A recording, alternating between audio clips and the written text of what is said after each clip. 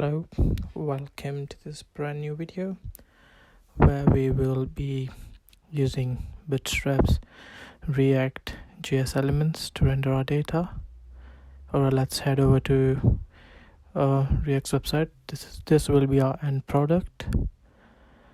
So you'll need to be using npm install and the following command highlighted to install a bootstrap onto your React, as well as copy this CSS too in your file to make it work. So now let's head over to our code editor, and now let's import list group, which I will be using to render our data and make it more beautiful. So let's get that done first.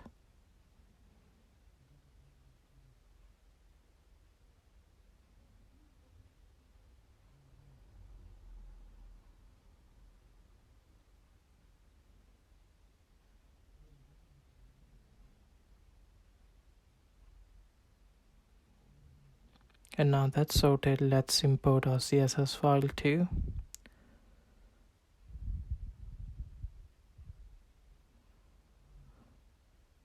Alright, so that's done too now. So let's encapsulate our on line 20. We have paragraph element, so we'll just be using list group to replace those paragraph elements to make our response more pretty. So let's go ahead and get that sorted.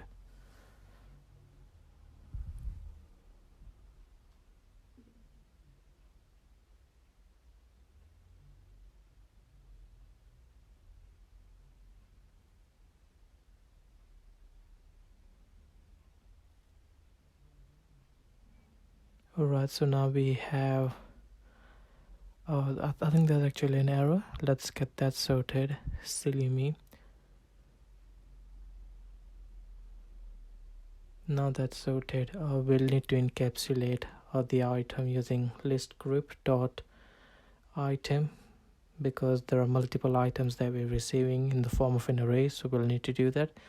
So let's get that sorted, and I think we should be pretty much done with it.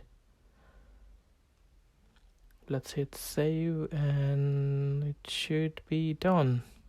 Let's hit refresh,